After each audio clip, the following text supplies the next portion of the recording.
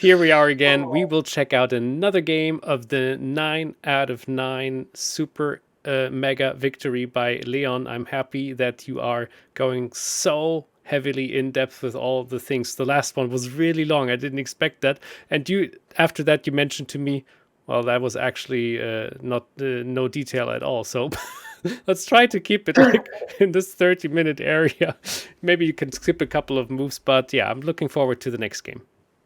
Yeah, so this was in the 5th round. I played against Alexa Strikovic from Serbia. Pretty just a veteran grandmaster, you could say. Yes. And pretty experienced guy, and knows a lot. How many grandmasters did you face? It was at least 4 or 5, right? Or Played even more. 5, yeah, 5. Yeah, well, grandmaster is a grandmaster. And you played your d4 again. Yeah, I played d4 because my thing was against grandmasters. They of like the previous d4 generation always works against grandmasters. Like basically they are not too well versed with modern theory, yeah. So that's why I went for the main stuff. Oh, this is clever. Okay, yeah. And he played the Dutch defense, which I did not expect at all. Well, yeah, probably he neither. I guess so, yeah, because he usually does this old Indian defense. Okay. Which I prepared like quite extensively before the game, but yeah, the Dutch was unexpected. All right. So I've played like many lines before. I've played like second move knight c3. I've played bishop g5. I've played like g3 without knight c3. So, but this time I decided to stick with the like mainstream stuff with just the normal fianchetto. Mainstream. The Netflix openings, okay. So knight f6. The normal stuff, knight c3. Here the most accurate move is to go d6, but he went for g6, which allows an extra option. And the extra option is h4. Ooh, and you played h4? No, I didn't, because I didn't remember the details. And I thought I could beat him normally. I don't need to do this funky stuff to beat him. Yeah. It is quite funky, yeah. There are some tricks on both sides, I guess, yeah. Exactly, yeah. So I thought only if I remember the details I would do it, but yeah, I didn't, so. You were like this? Nah, I'll stick to the mainstream stuff. Yeah. So I just played like g3, bishop g7, bishop g2, all normal stuff, castles, knight f3, d6, castles. This is the main line. And here black has like many moves. He can play queen e8. He can play knight, I don't know, c6, knight a6, knight e4. What about e5? Knight e4 is not the main move here. It's not working immediately. e5 is not working immediately, is it? No. 5, unfortunately, I think loses a pawn, yeah. Just loses, yeah. That's easy. Because there's no real discovered attacks. So, no, yeah, exactly. Yeah, of course, I was looking at this again. Yeah. No, I mean, in normal King's Indian structures, this works because white's pawn is on e4 and black can take on e4. So that's why it's a common thing to look out for. But unfortunately, in the Dutch, the white's pawn is on e2. So, yeah. So he played c6, which is the main line. I mean, apart from all these moves. Yeah, one of the many main lines. Yeah. Like it has, like, if you look in the database. Oh, wow. Queen e8 is the main move. I didn't know this, but I always assumed that c6 was the main line. But yeah, I mean, I guess they are both two main moves. But yeah, it doesn't really matter, I guess. Okay. He played c6 pretty quickly. And I played a d5, which is again the main move. And there are like different moves. You can play b3, you can play b4 also, I guess. And all this kind of stuff. Yeah. But I just stuck with the main thing of playing d5, creating a square for the knight. And here black has to play e5. Just to clarify the situation in the center, I took it a pasa, and he took back. And here I remembered that I could play b3, but I had to like work out the situation on this diagonal. Yeah, this is very annoying. Looks weird, yeah. Yeah, but the thing is, I figured it. I think at least I figured it out in the end. 94, Oh, it take. works, right? Yeah, if he takes on a1, Knight because. g5. But if you go knight, you mean this knight, yeah? Yeah. But if you go knight g5 here, I think he can just defend it with queen e7, maybe. Oh. No, no, no, no, no. In this case, I have bishop a3, and I Yeah, win yeah, the. that's what I also just looked at, yeah. Oh, whoa, whoa, whoa. Sorry. What is this? Bishop d6. But yeah. That Mm. malfunction, this move was too good. Computer Yeah, the shutting Fritz. down. Oh, I'm a big fan of those Fritz voices. Yeah, yeah. What user out of book? Yes. What else did he used to say? Something else. Something else. Yeah, but anyways. But basically, if you don't run into this, I guess queen d7 or even bishop f7. Does bishop f7 work? Maybe bishop f7 works. Can I just take? Ah, no, I cannot. That's so nice because you pull back the bishop. So after taking bishop Mm, g5, bishop yeah, f6. yeah. Yes, it looks like a nice double attack, but Ah, black has this, yeah. excellent. Okay. Basically, yeah, he always had some way to defend here, but what I saw during the game was also it should be mentioned that after f takes e4, I can play knight d4, blocking the pin Ah, and attacking the knight, attacking the bishop and attacking this pawn too. So that's why I'm better here. okay. But here, what I thought during the game was, I think it was it maybe I thought I saw like two variations in bishop h6 and bishop g5. I'm not sure what I settled on finally. Well, if was it Ah, was bishop h6 maybe, because first of all, if you take my knight, that's a mate I threat. take yeah, I threaten this and the rook, and even knight g5 is coming in next. Yeah. So you can't take back here. What you can do is pull back your bishop. I have to take, and now Queen d4. probably check. Yeah, king g8. Another And now, check. Knight f6. No, what am I? What, sorry, unfortunately, sorry, sorry, thanks. sorry, sorry, sorry, sorry. God, No, it's fine. It's fine. what the heck? That's why But I'm here, shutting up most of the times, luckily. but here, I think I can just take the pawn. And I was like kind of evaluating this position because it looks like I have a nice outpost on d6. I have maybe a nice square on e5 also. Probably reinforce it with c5 and Like this an knight on e5 with f4. octopus. But yeah, I mean, after an exchange is an exchange. So I think I thought this was better during the game, and I was probably going for this. And the thing with bishop g5, what was it? Maybe he goes just queen d7. Yeah, and my knight lacks squares. Yeah, and if I just take, he just takes, and I Yeah. probably have no compensation for this.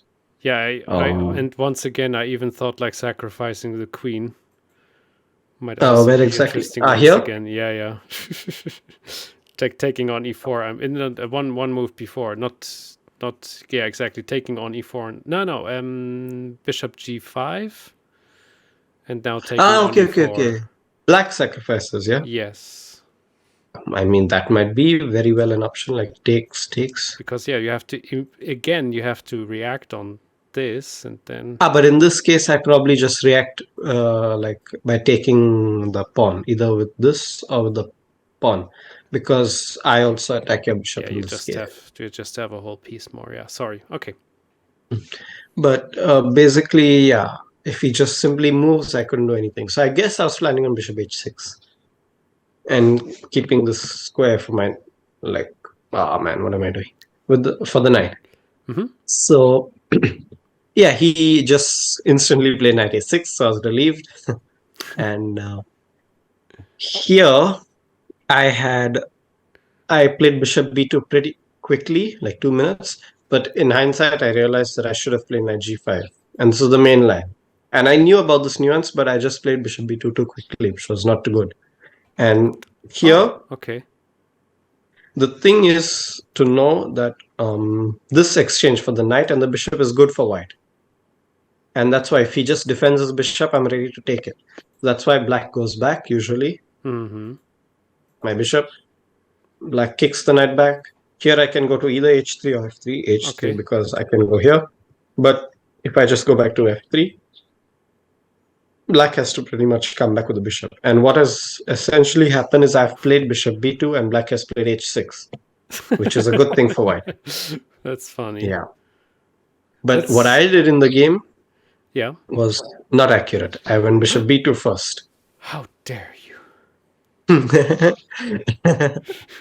Yeah. Here he played queen e7 and I realized my mistake because now he doesn't like have to go back all the way to c8. But in any case, I played knight g5 just to like annoy him a bit. And if he wants to kick my knight, he'll have to play h6. So just leave it there for some time and see what happens.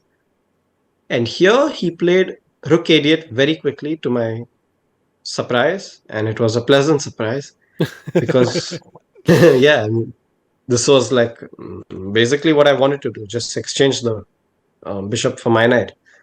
And I honestly thought he would go back here, which is the extra option I've now granted him because the queen defends the pawn. With the queen on d8, I would have simply taken this pawn.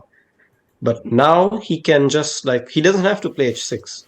He can just go like rook a d8 and maybe bishop c8 the next move. And like, what is my knight doing here? And looking yeah, for he gets something to do. Yeah, just jobless basically. He played rook a8, and I was very happy to see this. I took it off instantly, took back, and yeah, we've reached this typical position or structure rather that is pleasant for white. Okay. Because I have a bit more space. I have the two bishops. This d6 pawn is potentially weak, and black has no counterplay, just no counterplay. My long-term plan in this position is, at least what I thought during the game, is at some point I'm going to push b4, b5 and create a weakness down here. Okay. And this is why I'm better, because I have a clear long-term aim to play against this pawn and to push like b4, b5.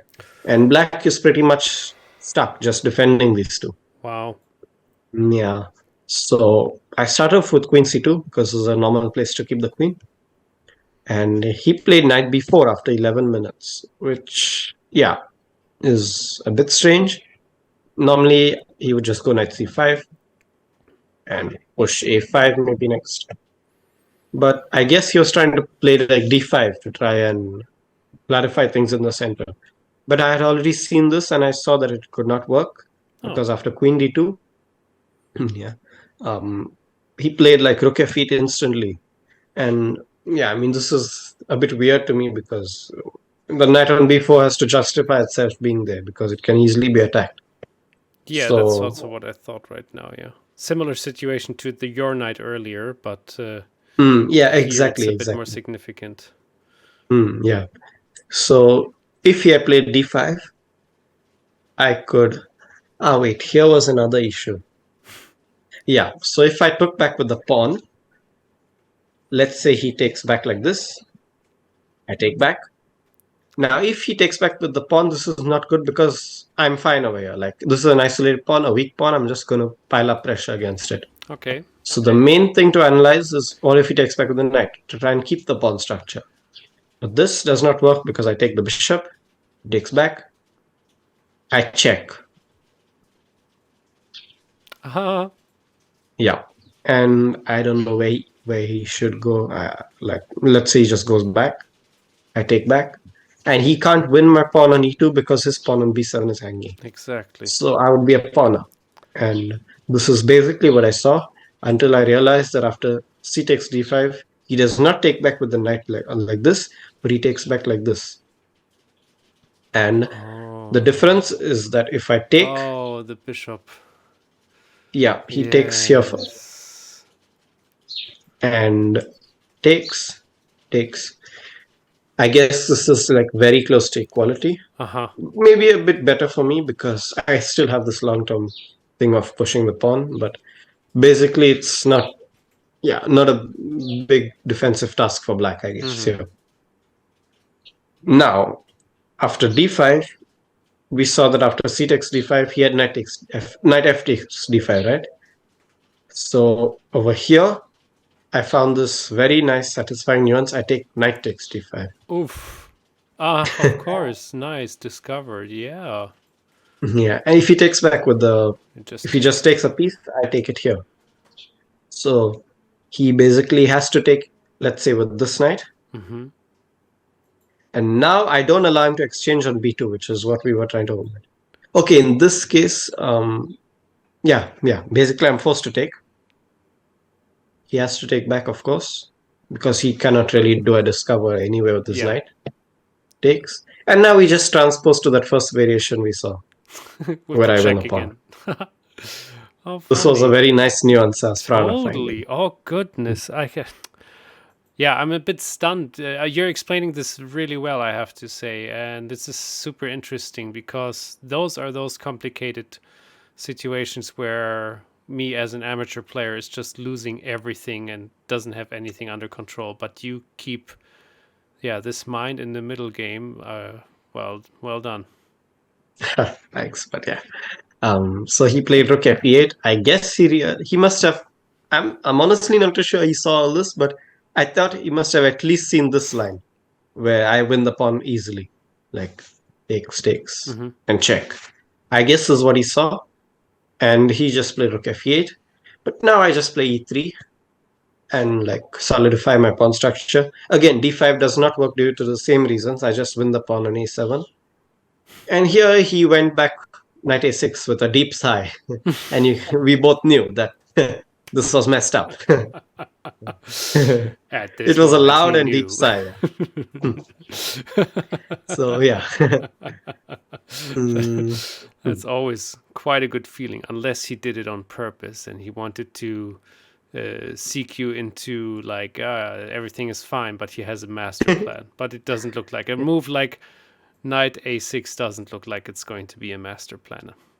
yeah, exactly. Basically, he just came and went back for no reason at all. But yeah, it doesn't make, luckily for me, it doesn't make a huge difference because it's a kind of closed position. So the tempos or tempi do not really matter here. So yeah. Ah, okay. I played rook a d1. Here I had a choice again, which rook to put on d1. I mean, if I thought about putting the f rook on d1, but if he goes like knight c5, I was planning to go like queen c2 just to make place for the rook. I thought like he might have these, sorry, knight g4, and you know these sacrifices, yeah, how they come. And it's like, I would like my rook on f1 to defend the king side. Yeah. So that's why I decided to play rook a d1. And it looks like my like rook is doing nothing on f1, but it was just doing a defensive duty, and I was fine with that. Played knight c5. I went queen c2, just again like making place for the rooks, and away from any knight e4 attacks. And he played a5 to solidify the c5 knight. And here I went knight e2, quite typical, because it looks like all my pieces are well placed, but actually this knight is kind of restricted because it can't go here, here. Over here it's controlled. Over here it's controlled. Whereas from e2, it opens up my bishop's diagonal, and it like And it has strong d4 or f4, yeah. exactly, it can just jump to these squares at any moment. And basically at e2, it's pretty comfortable. It's Yeah. harming nobody, doing nothing, and making space. So this was quite satisfying. He went back queen e7. Pretty much no With plan at all. another big sigh. I guess so, but I don't quite. Yeah, it's pretty sad. This whole position for black is pretty sad. And these are the positions I basically enjoy because I could play easily 100 moves over here and be really happy. So, Mm-hmm, mm-hmm. which is basically kind of what I did, but not 100 moves. So. Yeah. I played bishop c3, just buzzering the pawn and potentially creating a battery with the queen. The thing is, I wanted to exchange these bishops, dark square bishops, so that I get a bit more space. And I thought if I get a chance, maybe I would even try to exchange one pair of knights, because that would create a lot more space for me to like double on the d file without getting attacked on e4 by his knight. Yeah. And I would like easily get to attack. So I just wanted to exchange at least one minor piece. Mm-hmm. And that's why I played bishop c3. He went rook a8 to defend the pawn. And I couldn't really find a way like to create strong threats. Like if I went rook d2, he just goes knight e4. Mm-hmm. Like where exactly can I play? So I decided to wait a bit more with bishop d4. Just like keep him guessing on my plan. And the thing is that he can't really do anything. So like it's just me who dictates what's going on. Yeah. And that's what I wanted. That's what I like basically about the whole situation. I understand why you like that. Yeah. Yeah. So he went knight e6, just attacking my bishop. I went back all the way to a1. I didn't go to b2 because on a1 it's like it basically makes way for my rook so that I can push later on with a3, b4, b5. And yeah, basically this looked like a better square. So he played knight c5, and finally I went rook b1. So now it's already I'm hinting at this plan and making space even for this rook, like when it could come later on. He spent a long time here and played knight f4, finally giving in because There yeah, it goes. Yeah. it's difficult, yeah, really, to just sit tight. So you have to make some exchange. I was really happy to see this, of course. I took, and played rook fd1 because there are no real sacrifices. It's only when like this knight is here and this knight is over here that it creates real pressure. Mm-hmm. So with this configuration, I'm not too worried about sacrifices. He played queen e5, just like taking control of this diagonal. And again, no real threat, so I played a3, threatening like b4 in the future. Okay, if he sacrifices, it does not work because I simply move back. And yeah, if you go knight e4, I can just take, let's say, f4, even exchange queens, and I'm completely winning. Yeah. So that's Easily. why, yeah, exactly. So that's why he just went back at Oh, f6. once again, that must be frustrating. Another sigh, Exactly. the third one, a silent sigh. Yeah, I guess so, yeah. And this was after 20 minutes of thought, so I guess a Oh. bigger sigh. Yeah. I played rook d4. Yeah, basically just Untouchable. No. actually touchable, but I Yeah. wanted him to like attack it so that I go back to Yes. rook d2 now. Yeah, yeah, perfect, exactly. I like these kind of moves, like just To provoking the knight provoking, to a yeah. board and going back to create space for this rook. He went knight c5, but I didn't really go rook b1 immediately because I wanted also to keep plans of playing b4. So what I did was I played knight c3 first. Mm-hmm. Because now my knight on e2 is doing nothing basically. And on c3, it controls the square e4. And like, as I said earlier, I wanted to exchange one pair of knights. So I was kind of provoking him to do it. And he did it. It looks so Yes. like satisfying to simplify, but it's part of my plan basically. Yes. So takes, rook d4. Mm-hmm. Now he realized he had to like go back to passivity to defend the d6 pawn. It looks like everything's fine. I mean, the knight on f7 just defends the d6 pawn and it's fine. But But now, yeah, now it I played comes. h4 first, knight f7, Okay. and now we can kind of evaluate the position because it looks like the time to do so. I have a bit more active major pieces, I guess, because I can always attack here. Mm-hmm. Also, I always have this option of playing b4, b5. And this is basically the main reason why I'm better, because my bishop is going to be much better than his knight. And That's the reason white is better, basically. Okay. So I pushed, take, rook e8, b5. Ooh. Yeah. I Oh, basically, of course. Okay, takes and then takes on b7. yeah, basically now I've achieved my plan, which I wanted to get on like move 13. So yeah, Yeah, true. that was quite satisfying. That Yeah. is very satisfying indeed, yeah. So Sorry for that you no, have I to mean it's talk fine. so I much. just usually don't talk like for so long at a stretch. So Okay. um, yeah, I'm fine. So like b5, he went rook a7 to try and defend the pawn. But the thing is, like, black is just passive, and that's what it is. And here it was kind of difficult to progress, and I was not even sure like how big my advantage is. I knew I had a slight advantage, but I'm not sure whether I played well or not because it looked kind of difficult to break through. And even though I have like a better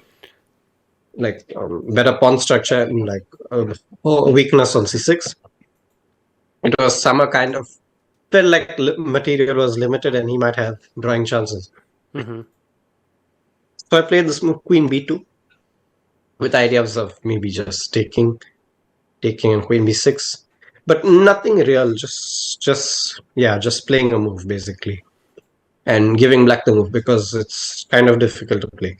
And now that I realized that I'm actually setting a trap with this move, and I thought there's a good chance that he might fall for it because I see. I I mean it's see the idea of taking on d6 at one point. that exists, yeah, that exists, and the main problem is that it's this diagonal, right? Exactly. And that's why a natural move, because black has no real move, like really no real move. He can't move the rook. This pawn on c6 would hang. This rook cannot really move because he needs to defend the seventh rank, and it anyways has no real useful square. Mm-hmm. Queen can't move because this diagonal would be like Of course. under huge pressure. The knight would not move because it has to defend the pawn. Basically no real good moves with pieces. So I thought a good improving move from him might be either go king f8 or king g8. Mm-hmm. And it was here that I realized what my trap was. But before we go into that, probably he should have just played something like h6 or h5 and sit as much as possible. Okay. And yeah, a long defense ahead, outplay another 50 moves. So um, it was, and after he played king f8, I was really, really relieved because it made my task much more easier. And the trick he fell for, b takes c6, b takes c6, bishop takes c6. Mm, Because after takes, I clearly. win the rook. And this was the loudest sigh in the game after I took the pawn. But it really was. It's not just for the joke. He sighed like he literally leaned back in his chair and was like, "Oh, Oh, yeah. Of yeah." course. Because after the game, we discussed a bit, and he honestly thought that this position like wasn't too bad because I Mm-hmm. couldn't really progress, Mm. and now he just lost a pawn for free. So that's why he was like really upset, kind of. Poor guy. Yeah. Yes, yes. And yeah, he basically just went queen f6. Here I went bishop g2, which was unnecessary because I thought the natural square would be to place it on d5, but I thought it will block my rook from attacking. That's why I Mm-hmm. went back. But this was not too good because later, as we'll see, I had to go back to d5. Oh, So he okay. played like rook c7. I played queen b4, just defending the pawn. Played king g7. And it was here that I realized that my plan should be to defend this pawn. Oops, sorry, defend this pawn and get my like rook to the sixth rank somehow. But Mm-hmm. put pressure over here. And the thing is, if he exchanges the c4 pawn for my d6 pawn, it's better for him because now we have limited material on the king side and higher rank chances. So that's why I should try and keep these pawns for as long as possible. And yeah, that's why I played bishop d5. He played knight e5, of course, putting more pressure. And now as I said earlier, I wanted my like rook to come to to the sixth rank, either to b6 or a6. Yeah. And so therefore, the most natural move to consider would be rook a1, right? Yeah. Or Now, putting the queen somewhere. Yeah. yeah, that was another idea. In fact, to like play queen a4, I think. But here, what did I think about? Yeah, I think I wanted my queen on b4 so that I could use the rook and queen to together put pressure over here. But now I have to like waste a move to bring it back. That's why I considered rook a1 first. And now I thought, oh snap! If I play like let me do this. If I play like rook a1, I myself might be falling for a trap based on this diagonal. Yes, He this can is take, terrible. Exactly. Yeah, I thought and I even thought, taking with the rook would even also work, maybe, because the knight can go to f3 in the worst case. you mean here? Yeah. But the thing is, my rook on d4 is defended by pawns, so I would win the knight back. So, for example, like here, here, here, takes. Yeah, true. Probably I should check because if I take back, takes, and actually you're winning the piece back. Yeah, but the rook can go to c1, right? Yeah, but now I'm No, kind no, of it is pinned. d5, yeah. No, but the thing is, d5, Oh, no. queen e7, maybe. No, knight Yeah, a lot b7, of tricks. b7. Wow. Yes, of course. My mistake.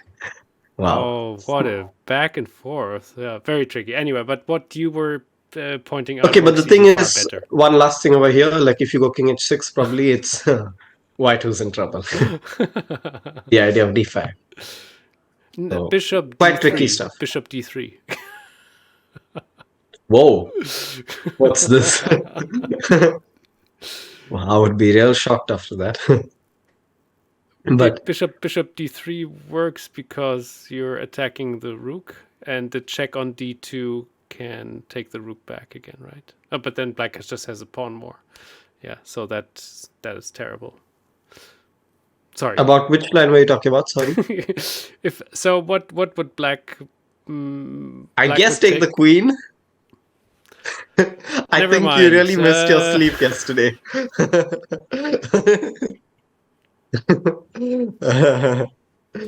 Yeah, but Okay. it happens.